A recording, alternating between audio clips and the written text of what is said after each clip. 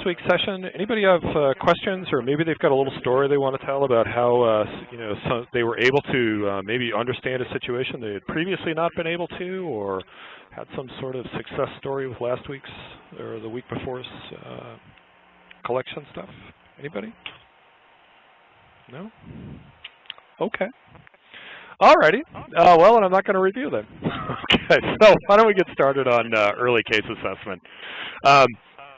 And I think what we want to do is I wanted to start here by kind of, as I did last time, what I want to do is put this in position here. And last time we talked extensively about, as I am wont to do, we talked a lot about information management and identification here, and how those relate to preservation and collection here. And what we're going to do is we're actually going to talk a little bit about kind of the next phase of review here, the next phase of the electronic discovery reference model here, which is this processing, review, and analysis position here. And this is kind of our sweet spot here. When we talk about processing data for review, and we talk about contract reviewers, and we talk about early case assessment and escalation and culling and all that stuff, that is all right here inside of this box right here. So we're going to be focusing on this stage, and for probably the next 2 sessions we'll be focusing on this stage as well, but there are different aspects of this that occur inside of this pretty simple box.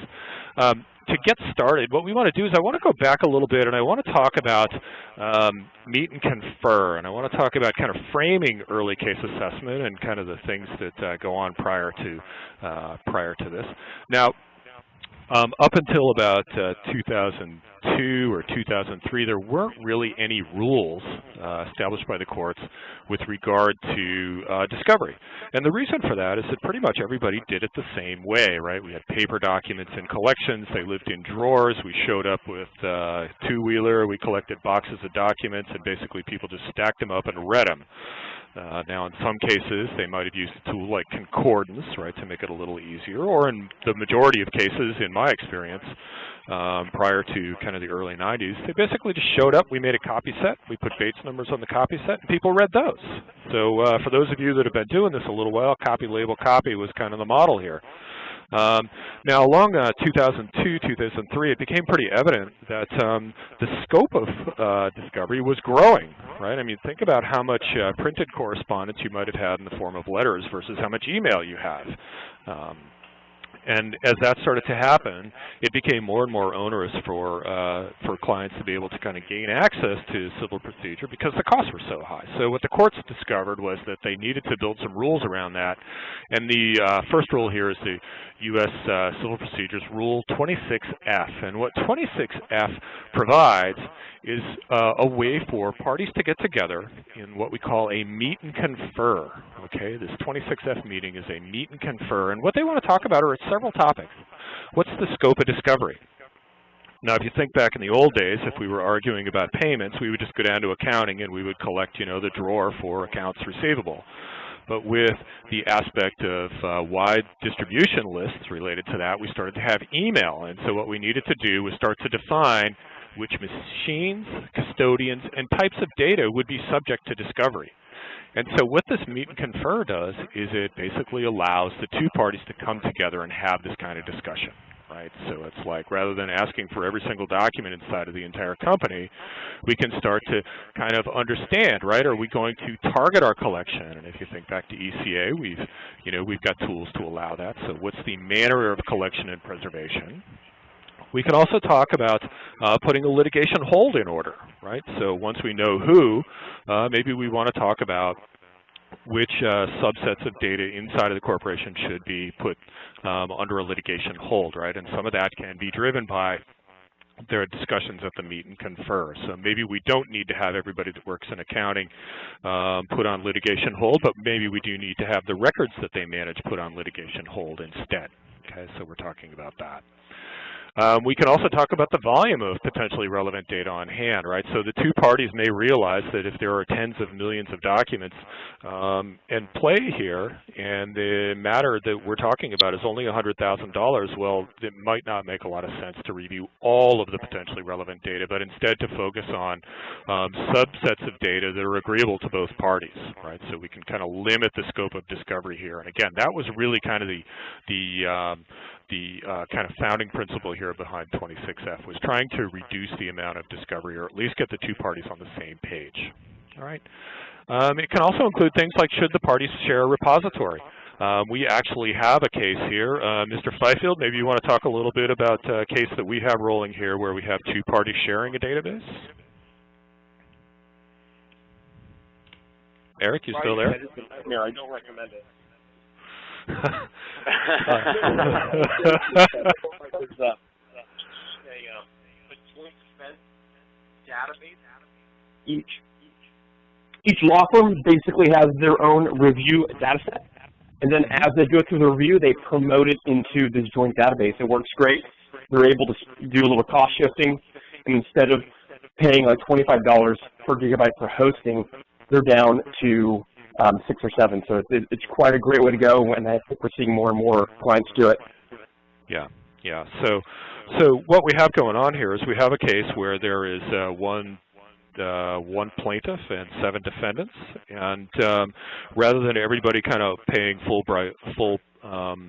boat for their own document review repository, what we're doing is, as documents get produced, they get put into a kind of joint database where they basically, everybody just gets a prorated piece of the bill. So this is saving everybody a lot of money, and that's something that they came up with based in their Rule 26F here. So if you're chasing a big project like this, it might be a good opportunity is to propose sharing a repository for the production sets. In that case, everybody's bill is a lot smaller than if everybody was paying full price. Okay, so that can be part of the discussion as well. We might also want to talk about things like clawback agreements. So does anybody know what a clawback agreement is? Brittany, maybe you can give us the one paragraph description of a clawback. Sorry, I was doing something else. What did? Okay, so we're talking about clawbacks and what a clawback might be as people are in there meet and confer. Oh yeah, sure. Well, usually a clawback agreement is some sort of like consensual agreement between the parties that set forth procedures to prevent people from waiving any rights if you for example produce on accident something that's attorney-client privileged or something, you inadvertently release that. The parties basically kind of agree not to look at it and set it aside as if it hadn't been produced. Exactly. To protect their privileges. Yeah.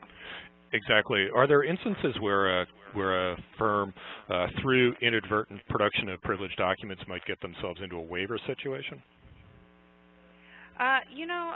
Yeah, for sure. I mean, you definitely, if you're producing those documents, are waiving your right to privilege. I think most judges we're seeing, especially with electronic discovery, are understanding that sometimes those, fall through and, produce orders from the bench saying, you're going to act like you never saw this, depending on how it was released and what type of inadvertent, mistakes happened. Okay. All right, great. But Thank you. usually it's good to outline those procedures from the beginning, to help reclaim those documents. Yeah, exactly. I think we saw a case where Google released released like 18 copies of privileged email, and then tried to claim that they should be able to get those back. And the judge said, "Well, look, your production methodology was so shoddy that basically you have to give it all up." So right. It kind of depends on how diligent you were in the first place, right? Like if it was clearly some sort of inadvertent mistake and you took procedures to make sure it didn't happen, but it did anyways, I think a judge is going to be much more lenient with you than if you just kind of are, flippantly have some, shoddy procedures, like you said, and you didn't take that much due diligence in the beginning. They're going to say, well, the burden was on you to take specific actions to make sure that, these things would be prevented, and you didn't. So, that's you're going to have to fall on your sword, and those documents are released. Yeah, yeah. I'm going to guess that getting yourself into a privilege waiver situation usually means you're going to have a malpractice suit coming your way in the near future as well. Big time, yeah, for sure. Yeah. Especially when you go to the court and you say, hey, help us take these back, and they're like, you know what, your procedures were flawed in the first place. You should have exercised more diligence, and that comes down, and your client sees that. Oh yeah, that's a big time. That's a big deal. And then You guys, this is Derek. For our side of the fence, this is becoming more and more and more and more common. I probably have had to be involved in 3 of these in the last year. Clients not wanting to spend the money, not wanting to spend the money to do the review correctly. They inadvertently produce because they overproduce, and they come back to us and like, why do we do this? So that's why we're seeing more and more of it. Yeah, yeah. But I think that in cases where we have a kind of wise client who's taken advantage of meet and confer, has put together a kind of a good, discovery order with opposing, we generally don't have too much trouble with those guys. Right, it's going to be the guys that are playing fast and loose. All right, so let's wrap this up. So they may also talk about search methodologies to be employed, right? So they may discuss things like which terms, right? Which types of documents, right? They may discuss particular subtypes of documents. Maybe we want to see engineering drawings, but we don't necessarily need engineering change orders. Maybe we want to agree on a set of search terms that we can both live with. Those kinds of things. Maybe we want to limit it to particular date ranges or particular custodians as well. So this whole thing, the search methodologies, can be an important aspect of the 26F. And once they've got these search methodologies in place, we're going to use those during early case assessment to define the potentially reviewable and potentially discoverable set of documents here. Okay? And it's more and more often required by the courts. I think that, in my experience here, and, you guys may have a different perspective on this, 5 or 6 years ago, a lot of firms were trying to just pretend that it didn't exist, and I think what we're starting to see is that more and more judges are requiring it, requiring this sort of meet and confer, this initial assessment here on agreement about scope of discovery and how things are going to get reviewed, or at least, an understanding of how things will get reviewed, which I think is working out well at saving clients time and money. All right, so let's talk about where ECA actually fits into our workflow. And this is a little different than the EDRM, right? In the EDRM, we're talking about conceptual workflow here. In this case, we're actually talking about what happens to data when we get it here at Evolve Discovery. So initially, last week, we talked about collection up here. So here's our collected set of documents. Now we're going to feed that into Law, which is our pre-discovery processing tool, and that will generate metadata and text, right, so that we can actually start searching this data. And then what we're going to do is actually load this into either a relativity ECA case, right, which is something we've cooked up on our own, or we're going to load it into iPro's Allegro. Okay, and then this is where our clients are actually going to try and figure out which documents meet their criteria, right? It might be terms, it might be date ranges, it might be custodians, et cetera. And then that subset of documents that they mark as to promote for further review, those docs are going to go back again through Law. They're going to get loaded into relativity. Those are going to get reviewed for production, and then finally we get a production set out of the bottom. So what we're talking about is this very first aspect here, collection and early case assessment, as opposed to linear review and then production finally at the end here. All right, so here's the problem that they're trying to solve. Aside from the legal issues here that they're trying to work with, we're also looking at just too much data to review. Okay, so I don't know about you guys, but I have a Mac at home, and I've got about 160 gigs of data on it, and that's just photos and mail and all the other garbage that I've got. If you're thinking about the cost to review that stuff, they may have started with forensic images, right? So they've got every single document that the person had, or they might have docs that are out of the date range, right? Because the lawsuit's going to have a potentially relevant date range. They may not know what they have, right? They just had somebody show up and they've created images of every single drive in the entire company, so they don't know what they have. They don't know if they have the right custodians. They don't know if they have the right date ranges or anything. And so what ECA allows them to do is if they use their go through and kind of look at what they have and figure out what they should do. Now, if they're kind of pre-meet and confer, they may use this as a way to test search terms. So if we use the word elevator, we're going to turn over the following kinds of documents. If we use the word elevator cable, we're going to have a lot fewer documents to review, but are we actually going to be able to kind of meet the other side's desire for insight into the collection? So if they're using ECA before they've had a meet and confer, they can kind of get themselves in a better strategic position and understand not only what terms they should propose, but what does that mean for review costs? And then ultimately, what will we have to turn over? So they can use this kind of post-26F up here. but they can also use it before they even have a meet and confer to figure out what they should go to the meet and confer with. Now, I think this is kind of the unusual situation, but I've seen this happen several times here in San Francisco. I think that these two scenarios up at the top, where they've just got too much data or they don't know what they have, these are the more likely scenarios that we're finding. Okay, any questions on that? Can I ask a question? Please. From the last slide, this is Brittany. What is the processing, the third one that's above production set? What is the third set of law processing? Sure. So in this case, we're going to take the native files that we reviewed here. We're going to convert those to TIFFs. Okay, we're going to put Bates numbers on them, and then generate a production set from those. Okay, I didn't realize you used law to do that. So I was Yeah. We may also, as part of the discovery order, we might be required to produce metadata to go with the images that are produced as well. They might want, like, to, from, date, re, author, doc date, that kind of thing, right. As well as beg bates and bates. Okay, thank you. All right, sure. All right, so let's scroll down through this guy. All right, so let's talk about, and what I want to do is I want to back up a little bit. Once upon a time, before we had ECA tools, I wanted to talk about kind of how it worked a little bit. And so the big issue, again, was no insight into the data.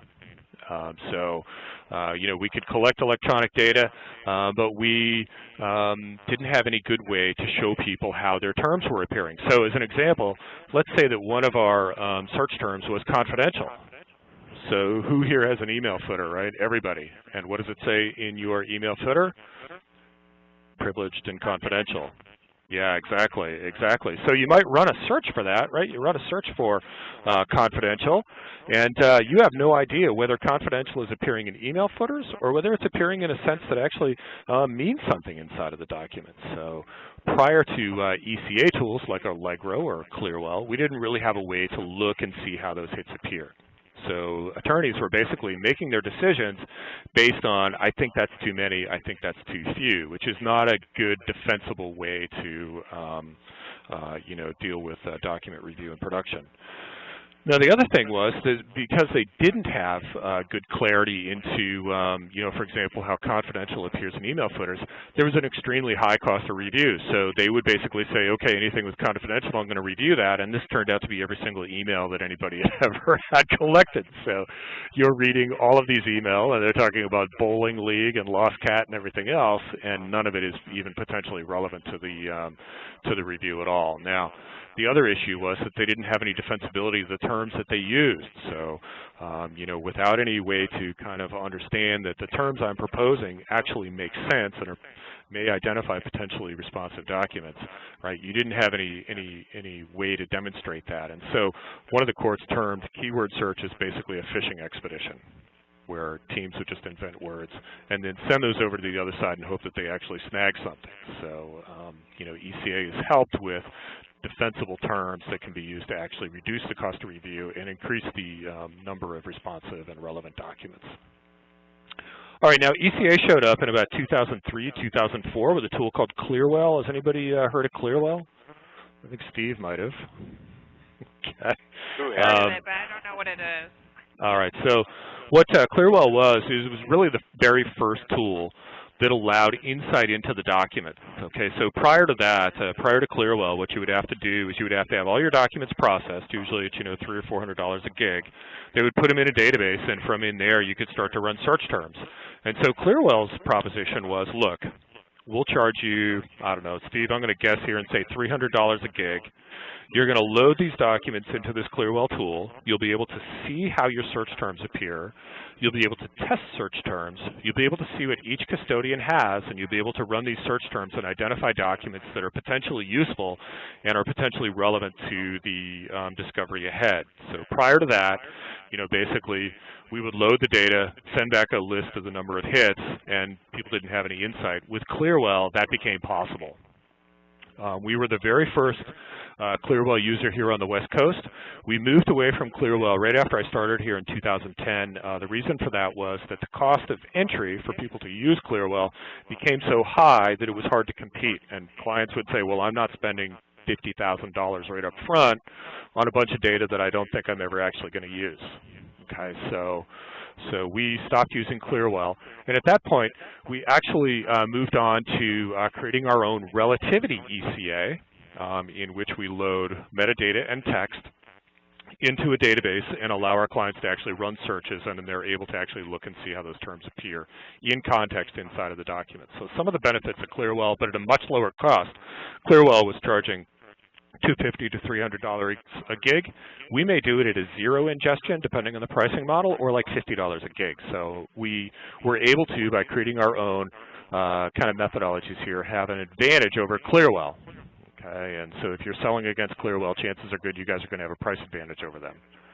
Now, they seem to be kind of shrinking in the marketplace, and a lot of that is due to their market or their go-to-market pricing. But the other one is that they're now part of Symantec, and Symantec really wants to be kind of a network storage company rather than a kind of consumer-side software vendor. So has anybody run across Clearwell lately? Anybody? No. I haven't run across it, Dave, but in my viewpoint demos, I hear some people say that they use that in-house. So. Yeah. Yeah. Well, that's really where it's going, right? Symantec wants to sell it to you along with the storage stuff that they're going to sell you. So they'll say, yeah, we'll manage all your email, and we'll also give you this tool here, Clearwell, so that you can filter your email to be responsive to litigation holds. So, for example, Oracle has a large Clearwell installation. Okay. All right. Now, there's also another tool called Nuix. Nuix has been around a little while. They've probably been around maybe 6 years now. They continue to work on their interface. I think that they're kind of the up-and-comer here in this market a little bit. They're Symantec Clearwell, but I think Nuix has pretty well taken their spot. It's a really elegant tool. There's also MineTunnel. I haven't actually come across those guys in the field, though they continue to market to me. It's a little more simplistic than Nuix. It's a little cheaper than Nuix. There's also Allegro. We offer Allegro. This is a tool by iPro, the same guys who make scanning equipment or scanning software. Allegro is it's very pretty to look at. It has all kinds of neat charts and graphics and that kind of thing, so that users can kind of do little date sliders, and they get pie charts, and it's really interactive, and people just love it. And then we also have our kind of relativity offering here. Now, these are really the two ECA tools we're offering here. This one we've cooked up on our own, Allegro here as well. Depending on your user, if you have a really sophisticated user, relativity might work really well. If you have somebody who's just kind of getting started, Allegro may work better for those folks. Okay, but these are your likely competitors in the market. Hey, Dave, yeah. Can I ask a question? When you Please. say that the relativity ECA is a unique Evolved Discovery offering, is no one else doing that? Like I mean, does no one else use relativity for ECA, or we have like our own like proprietary workflow set up in there for ECA? Yeah, we've got like our own proprietary workflow set up in here. There are other companies who have built some applications that run inside of relativity that they can use for ECA. But at this point, I haven't come across any of those guys here in San Francisco. So as far as I can tell, here in the Bay Area, we're kind of unique in using relativity. If you do come across somebody offering relativity as an ECA offering, I'd love to hear about it. So if you do find that, please pass that along. Okay, especially you folks on the East Coast. Dave, I think Discovia does. Yeah, I think they might have too, because they were getting hammered. They were huge Clearwell users, so I wouldn't be surprised if they built something. Okay. All right. Any other comments? Rival of ECA now? Okay.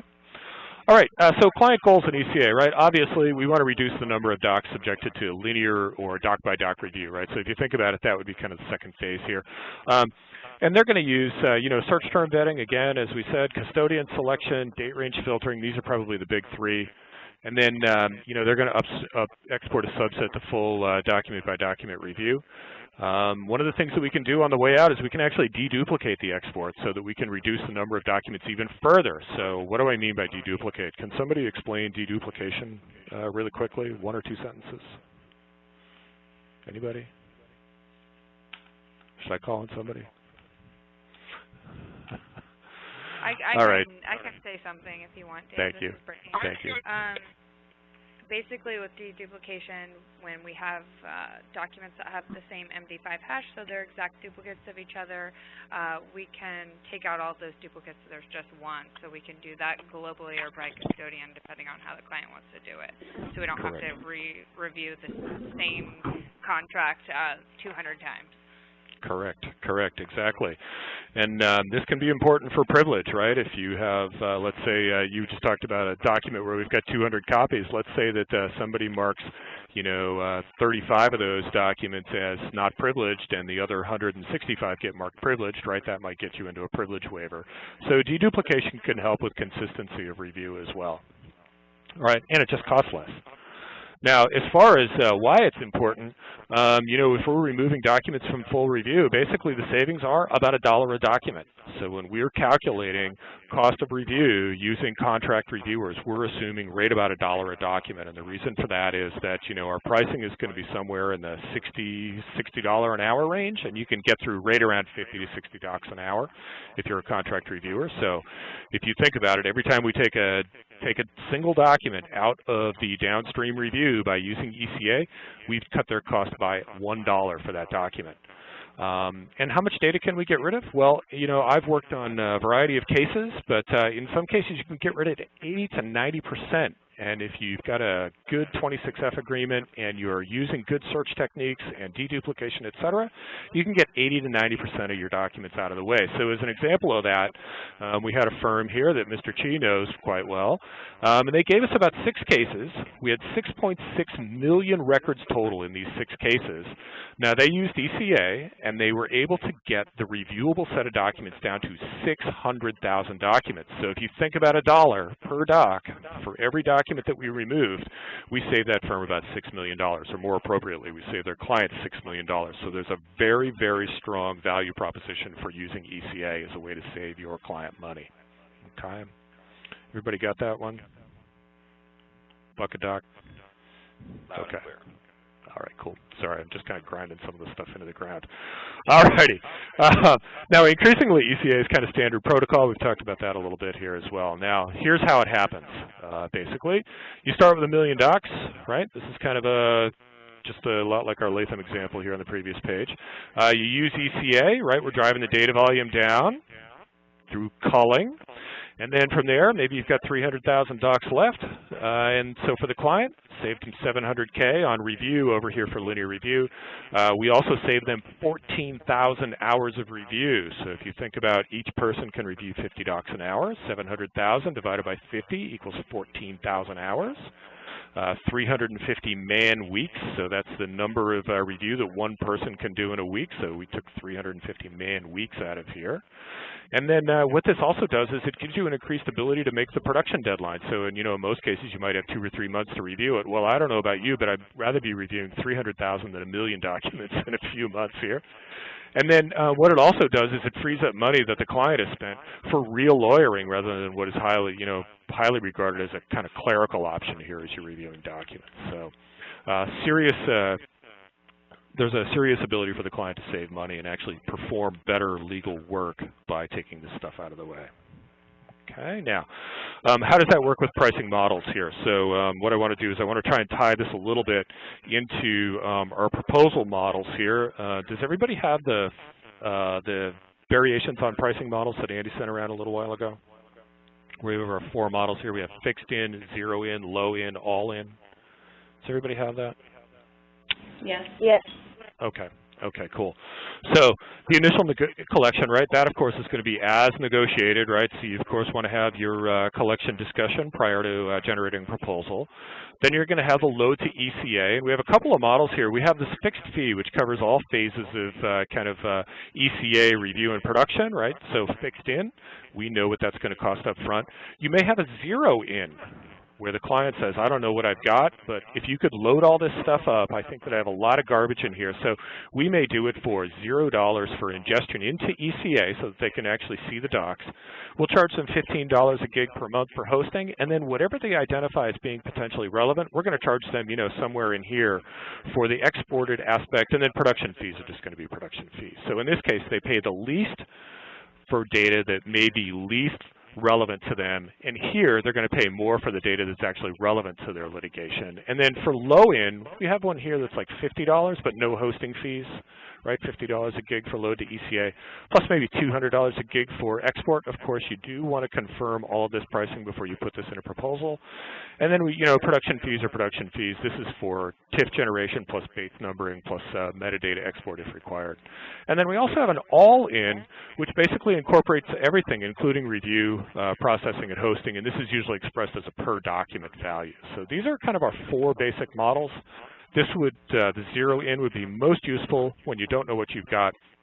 This will be most useful for, we might be in ECA for some period of time and we kind of have an idea what we want. And then this is just basically like, I want to know exactly what it's going to cost me up front. These all-in and fixed-in might be your best ways to propose pricing then. Okay. Any questions? Anybody? Too much? Too little? Probably too much, huh? Just right, Dave. Just right. Good stuff, Dave. All right, cool. All right, so this is kind of the end of the presentation. I have a slight quiz that I want to open up here. Let me open up. Nice. Yeah, so quick quiz. This shouldn't take you more than a couple of minutes here. Let me stop sharing here so you guys can stop looking at my cats. Where's my Put the cats back on. All right, so I'm going to stop application sharing here. Okay, so what I want to do is I'm going to open up the polling here. Let me open the poll. All righty, so you should see a little poll open up here. It's only 10 questions. It shouldn't take you long to go through here. These are, in some cases, multiple choice. In other cases, single choice. So feel free to give it a shot here. All right, we'll give everybody about 5 minutes here, and then we'll wrap this up. Dave, this is fantastic. Oh, thanks.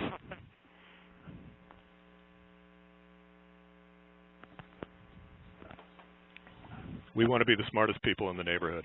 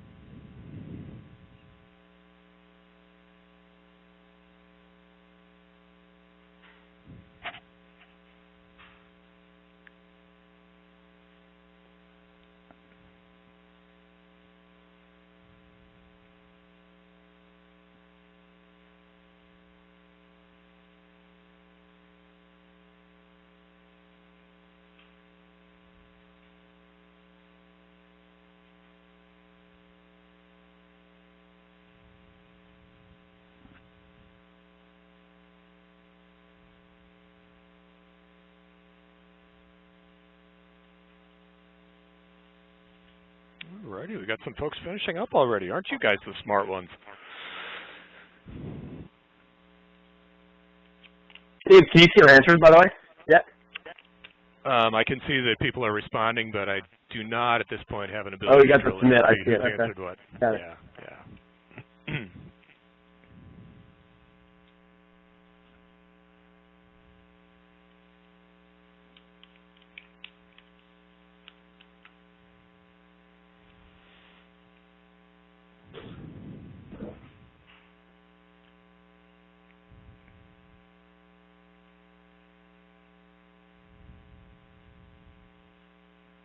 Dave, are there any instances where a client would not want to utilize ECA? Yeah, they may have a really limited collection, right? They might have 1 or 2 custodians, and maybe they've put a meet and confer in place that's pretty restrictive. So, that might be a case where they don't really want to use ECA. And maybe another example would be the client's done their own pre-filtering on search terms, and sometimes at a high level, so everything is potentially deemed responsive. That is correct. That is correct. Or there might be situations like I worked on a case where basically the FTC showed up and collected every machine in the entire building. So in that case, it's kind of late for that. In that case, the review is really a privilege review rather than any sort of you know, they don't have any chance to do ECA on it. The data's already been essentially, I'm making air quotes here, produced. Okay. And what I like to do, Dave, is you know, I like to ask that question. So a client says, I've got this potential project coming up, and we're not sure on what we need to do. Or they might approach you and say, I have 100 gigs worth of email, and the first thing that I ask is, you know, do we have the ability to apply search terms to cull this data set down? And then 9 times out of 10, the answer is yes. So from there, we start talking to them about, you know, ECA. And then there's those instances where they say, no, it's already been pre-filtered. We have 100 gigs worth of data that is potentially relevant, and we need to review all of it. So, but it's a good question to ask on the front end, just to find out kind of the direction that we're going to take the workflow for processing. Okay. Okay. Nushin, you want a minute to finish, or you good?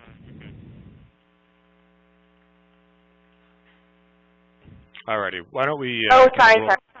Yeah. All right, so why don't we kind of wrap it up here, and then I'm going to let everybody off of the phone. So question 1 here, ECA is a part of which phase of the EDRM? Obviously, processing, review, and analysis. So there's that.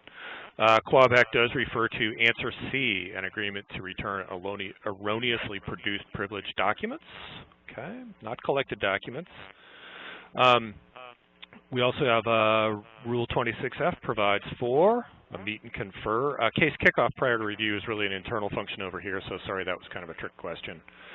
ECA databases require some level of processing. I'm sorry, that was kind of a trick question as well. The answer would be that if you are using Allegro, we don't really need to do any pre-processing, but if you were using Relativity, in most cases we are going to need to do some level of pre-processing. So A would be the truer of the two.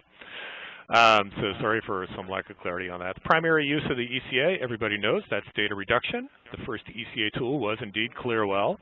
The only document here, the only tool on number 7 here is that summation is not an ECA tool, though I suppose if you really wanted to, you could probably turn it into one.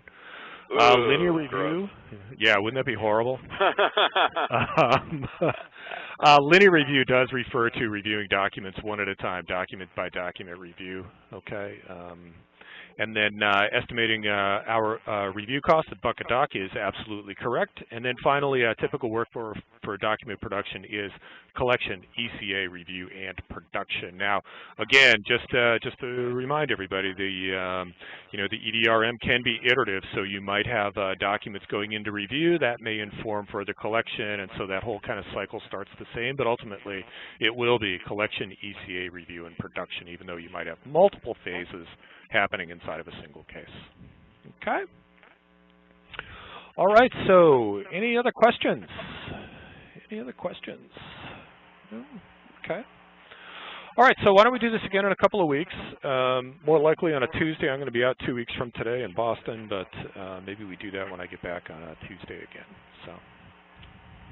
Thank you very much, Dave. Thank you so much. You bet, guys. All right, guys. I hope that was an informative and useful half hour of your time this morning.